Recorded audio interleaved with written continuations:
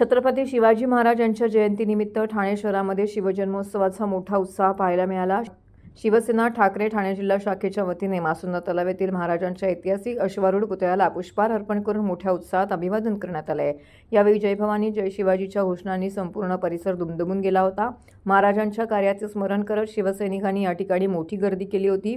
प्रमुख पदाधिकाऱ्यांची उपस्थिती या सोहळ्याला लाभली। यावेळी ठाणे जिल्हा प्रमुख केदार दिघे, शहर प्रमुख अनिल गाडवे, संपर्क प्रमुख नरेश मणेरा, महिला आघाडी जिल्हा संघटक रेखाताई खोपकर, संगीता दळवी, प्रमिलाताई भांगे, छाया मृगम, अपर्णा भोईर, त्याचबरोबर संजय दळवी, अमोल हिंगे, विनोद यादव, सचिन घाटवळ, राजू मोरे, राजू शिरोडकर, प्रतीक राणे, अरविंद भोईर, राजू होडावडेकर, प्रशांत सातपुते, वसंत गव्हाळे, दत्ता सावंत, एकनाथ अहिरे, संजय भोसले, विनय आंबेकर, बाबू शेलार, रवी लोंढे, सुधीर बेलोसे, इतर पदाधिकारी, शिवसैनिक मोठ्या संख्येने येथे उपस्थित होते।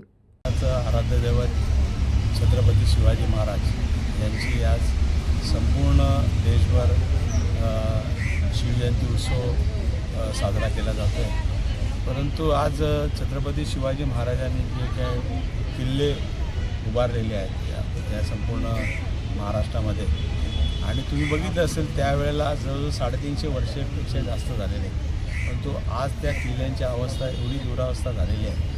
त्या छत्रपती शिवाजी महाराजांचं नाव घेऊन आपण या ठिकाणी त्या खुर्चीवर बसलात, पण त्या छत्रपती शिवाजी महाराज यांचं स्मारक या ठिकाणी मुंबईला होणार होतं समुद्रामध्ये, परंतु त्याचा कुठे थांग पत्ता नाही। त्याचा नारळ फुटला होता, त्याचा संबंध गवगवा झाला होता, त्यासाठी निधी पण दिला होता, बजेट प्रोव्हिजन झाली होती, पण त्याचं काय झालं ते काय कुठे कळलंच नाही।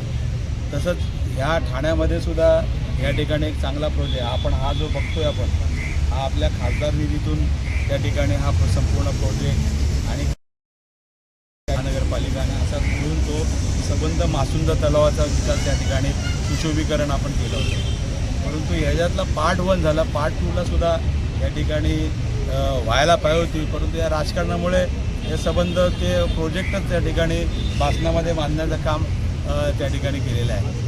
आणि तुम्ही बघितलं असेल ह्या संबंध महाराजांनी बांधलेले जे